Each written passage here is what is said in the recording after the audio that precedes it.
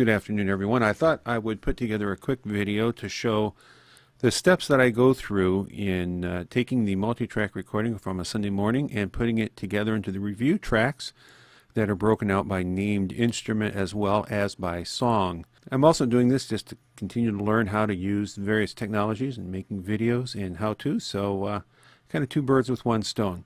We'll start out here. You'll see I have Reaper open in the background. You'll also notice that I've got I just plugged in the USB hard drive and it came up in the autoplay local disk E. We can open the folder to view it. And this is what the hard drive looks like. Allen and Heath QU is what those letters stand for. USB multitrack, that's what this folder means right here. If I look into that, you'll see that there's all these folders. And every time I hit record, it creates a new folder and puts tracks in it. I record twice on every Sunday morning, the main song service and then the hymn of response. So 008 and 009 are the tracks that we want. If we open those up and look at them though, you'll notice that they're just named track 1 through track 18. That's not really helpful for us. So what we want to do is copy them over in a way that's meaningful, and that will allow us to use them more effectively. To work around this issue of what each of these tracks are, I wrote a little bit of software that we're going to run, and that helps us copy and rename them at the same time.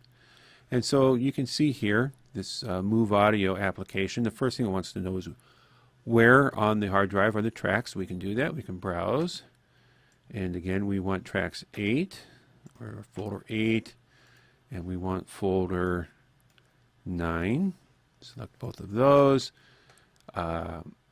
Sometimes we don't have songs at the end, and I can uncheck that if I don't want to copy the second batch. The next one is where do I want to put it? So I have a projects folder, Prior Lake Baptist Church, QU multitrack, and then I put in today's date here. So we just come in here and put in 11/19/2017. Now what you notice here are the 18 tracks of audio that we record, and here's how they're named and how we use them. We can go through and look at each one of these and say, you know, the front of house mix, etc. I happen to know that track 17 is Jordan's mic, so we're going to put that in here.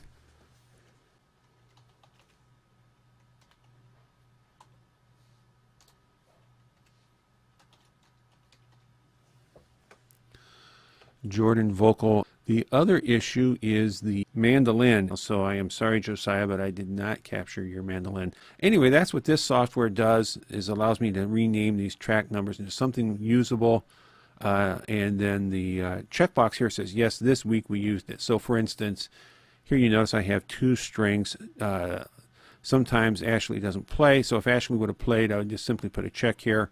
When she doesn't, I don't copy her file. So Ashley didn't play. We did have a keyboard, we had a cajon. I don't pull in the pulpit mic into these reviews. I capture it every Sunday in case I needed to analyze it for some reason. Troubleshooting that I do, but it's not there. So Josiah's guitar, Ashley's violin, which we're not doing, Rachel's violin, which we are, the acoustic piano mic, guest PC, Pastor Jeff's wireless headset vocal. That's the old way we did it, and he was wearing that this morning, so it would be there. Pastor Sam, so his microphone gets captured every Sunday as a backup. Josiah's vocal, Jeff Vox is that's Pastor Jeff's vocal using the Shure Beta 57 mic that we've been putting there, the wired microphone that he's been singing into. And then our 2 room mics for our stereo room mic effect, room mic left and room mic right. Then Jordan's vocal, and then Jeff's guitar. So once I've got that right, I've got the 2 folders selected here. I've got the correct date entered here. I can now click on Copy Files, and you notice if you look down here on the blue screen, it's going to start copying all of these files. And this takes a while. So on a typical Sunday, I'll come home right away before we get working on dinner. I'll go through, plug this in, pull this screen up, make sure I've got everything selected right, hit Copy Files, and then I can go off and make coffee or help Diane with dinner while it copies. So now I'm going to pause the video and we can pick it up once these files are all copied. Okay, so we're back. You can see here that down at the bottom it says File copy complete. We copied over 26 files. Just for your reference, it was just a little under a minute of file, so about 20 minutes has elapsed.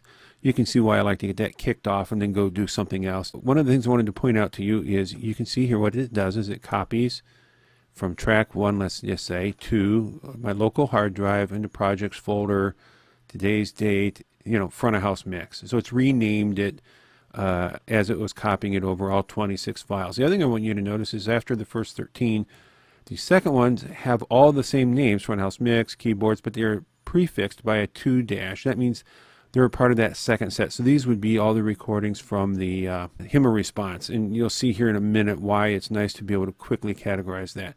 So with everything copied over, now it's time to pull them into Reaper. And so we have Reaper running here. I typically will I've already done this step, but create a new project and save that project as, and save it in a folder of today's date with the name of 0-review. 0-review, and that why I put the 0 there will be obvious here in a minute as well. So now that we've done that, let's start inserting the items. So we're going to say insert media file. This is much like what I showed on the other video. We're going to go to our projects and just walk you through this real quick. PLBC, QU multi-track, and then today's date. Now here's where you see those numbers come in handy. The project name, which I don't want to import, right, is up here all by itself, easy to exclude. So now here are, as are all the ones with the 2 in front of them. So here are the main tracks, so Cajon down through strings 2. I can highlight all of them with a clicking on one, shift click on the last one, and click open. And then again, just like in the last video, it's asking me separate tracks. And so we say yes, and it's going to go through and build peaks. That's going to take a while. So I'm going to pause the video while it does this, and we will pick it up here again in a minute. And so now that's done. So now we've got the main song service. Now we want to insert the HIMA response file. So we're going to go media file. And again, because they all start with a 2, I can highlight the 2, shift click down here to strings, and it becomes really easy to select those files, get them all in one chunk together like that. And again, separate tracks. There they are. So now let me just kind of give you a view of the project files here. So here you can see there's the whole recording. Here's all of our tracks on the left. This part that's gray is the main song service, and then here's the HIMA response. Now we have just a couple of other things to do before we're ready to break things up into tracks. The first thing is, if you notice when you do the review, the stereo room mic is one track, right? And here I have room mic left and room mic right. So we need to combine those two into a stereo track. So what I do here is I select both of them, and I've written a custom action for those interested in Reaper. It's one of the things I like about it is you can do a lot of custom automation. I forget things. This week I forgot to record the mandolin. I forgot to bring the hard drive home. I love automation because automation doesn't forget. The more I can automate, the better it's going to be, because there's going to be less opportunity for me to forget things and mess them up. And that's what this little button does here. It says take this icon here, has 2 M's and then an L plus R. Take 2 mono tracks and make a left plus right stereo track out of it. So I'm going to hit that, and you notice, boom, there they are. They're all done, ready to go. And I'm going to do the same thing over here. Select these 2 and hit that button, and now I've got 2 stereo tracks. I'm going to do one other thing now, and that is I need to pan the 2 elements of it left and right. So I'm grabbing this green bar, which you can see says, let me grab it over here where it's not under the cursor, where it says envelope pan, and I can bring it all the way down. It's panning it all the way 100% right. You can see there. I select the half above it, pan it all the way up, 100% left. Do the same thing over here, 100% right, 100% left. And then I can take this track out and delete it and remove track. And so now I've got that stereo room mic. So now we're going to do a couple other things here. I'm going to zoom out a little bit so you can see all the tracks kind of in context here. So here's everything. They're in alphabetical order, so that when you're listening to them, they sound the same volume First thing we're going to do is what's called normalize them. It's basically makes each track as loud as it can be without overloading the track. And so now you can see all of those waveforms got a lot bigger. Now the next step, as well always, is to save your work as you go. Save the project. Is to just go mark the beginning and end of every song. And I typically use the stereo room mic. Let's go ahead and rename that, by the way. I just double clicked on that.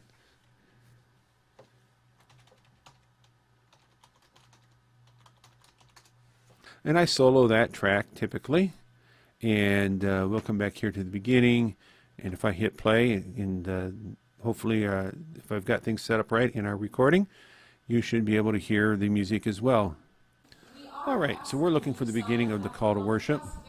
Okay, so here's where our call to worship starts. So I'm going to hit the M key on in Reaper. That puts down a mark. All right. And there's the end of our call to worship. So now I can hit M again. And now I've got the call to worship section marked off. Let's sing that together. Resting place. And here we're getting ready to sing it for real. So let's hit the mark again. And now we've got to mark the beginning of the actual singing of it. And there's the end of the song. So we're going to put a mark in there. And so now what we're going to do is name these. So we have these time selections. I'm going to double click between these two. And then Alt-R is another key mapping that I've done in Reaper. Again, customizations in Reaper, one of the reasons I like it. And Edit Region. And this is going to become our song name that it shows up in when you do the review track. So this is going to be CTW resting place. Resting place. And then I'm going to just copy off resting place so I don't have to type it again. Control C that. So OK. Notice up here it says call to worship resting place. Here I can come in here again, Alt R, because I copied that resting place. Control V, and there it is. All right. So now we've got those two regions named. Let's go now and the beginning of our next song. Visually, you can kind of see where it is, right? It's pretty obvious here. So let's start listening and see if we can pick it up, and we'll go from there. So right about there is where it's going to start for same power. So I'm going to hit the mark button, and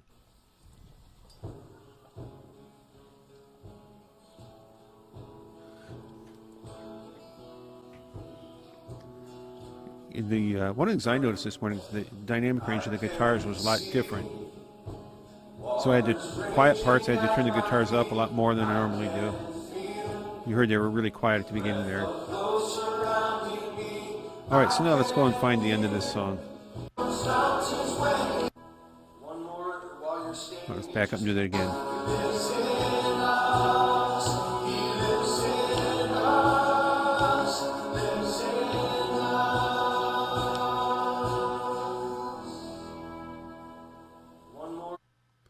And there's the end of it. So we're going to mark it. Again, double click up here. Alt-R, same power. And come to here. Lord, while you're standing just before the ushers come, I hope you're enjoying the song. It really takes us through much of what was read earlier from Hebrews 11. So let's sing back in. That is a little too far. Let's back it up. This program makes it sound like tape recording. Mark, you that song by faith? So let's sing back in.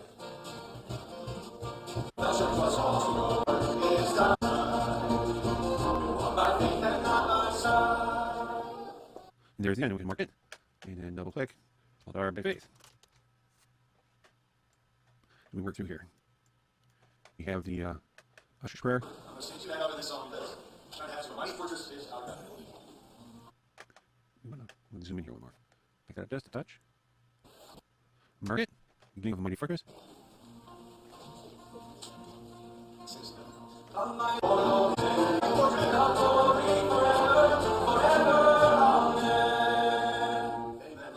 All right, there we go. Mark the end of it. You get the drill. There's the mighty fortress marked off. And we come here again. The next song. Let's sing again. King forevermore. I'm going to back that up just a little bit. Mark it. And we can just skip right here down to the end. King of kings forever. King of kings forevermore. Amen. And there's the end. Mark it. Alt-R, King forevermore. I forgot the capital F. Not that it really matters, but it's good. And just as a reminder, that's the end of the song service. Now we're into the hymn of response. I start the recording typically fairly early, so don't forget it. So let's find the beginning of that and mark it. Let's do business with power. Say, all right, let's close the night fortress. We'll sing just like we did before. And you can hear the question from here, so I'm going to mark it.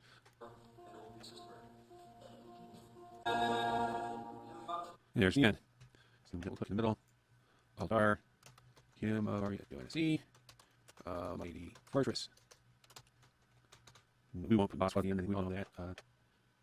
So now I have, if I were to just change my view here so you can kind of see the whole service, we have the song service mapped out now. It didn't take us too long, just find the beginning and end of each song. I will say when I'm doing this, typically if I have the time in the afternoon, I will sit back and just let this play and hit that mark key at the as the songs happen.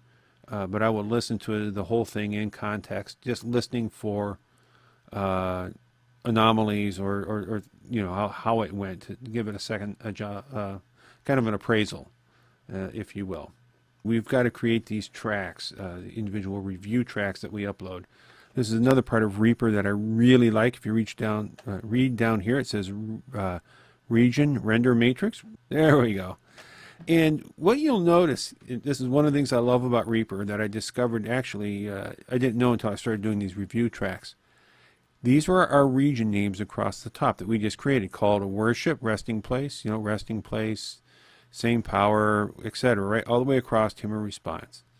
So the columns are the songs that we sang. These are the tracks that we want. And so what I do is I just quickly turn on all the tracks, but then we go back and turn some off. So for instance, call to worship, we don't have any vocals, right? So no Jeff vocal, no Jeff Fox, no Josiah vocal, or Jordan vocal or Josiah vocal. So that's what this allows me to do. And then I click on render. And here again, I'm taking advantage of things that I've set up and saved to make my life easier and to make fewer mistakes. So if I go under presets, all settings, PLBC render, review render, that does a couple of things. It says that the source from a rendering is going to be this matrix down here, region render matrix. That's talking about this. There's 7 regions, 7 songs, if you will. It's going to put them, we've got to pick where do we want them, and we're going to pick today's date. And then notice the file name. The file, this is fairly technical, but $region, this is a wild card. It means it's going to create a folder by the same name as the region. So these region names will become folder names on my hard drive. And then the file names will be by track name. So these will become the actual file names. So Cajon.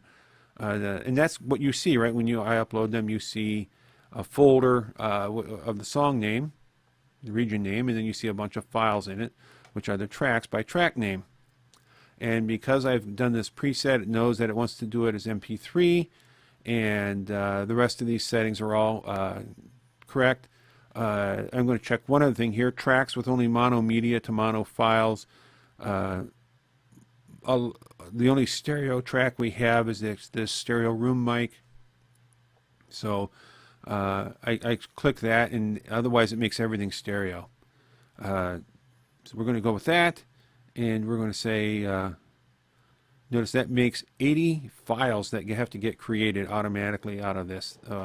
So for the 7 songs and all the tracks, we end up with 80 individual MP3 files that we're going to create for review from this morning's service. So I click this, and off it goes. And you can see here that as it's doing the first song, there's no vocals.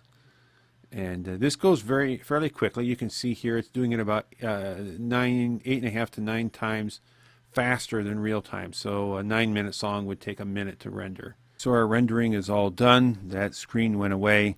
So let's take a look at what that looks like. I'm going to close out of our little file copy utility where we all started. Close out of this. I'll bring up Windows Explorer here. File folder here. Look at my C drive.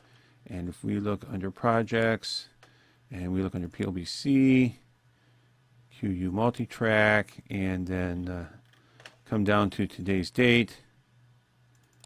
And what you'll notice is here's all the tracks that we started with. This is what we copied off of the hard drive. But what we ended up with are these 7 folders. And if I look into any one of the folders, you see here are all the tracks by name. So we've done a couple of things. We've gone from having WAV files which are long and cover the whole service and a lot of content that we don't necessarily care to review. And then we've also converted them to MP3, so they're a smaller format, a much more convenient to upload and then also for you to listen to and to download.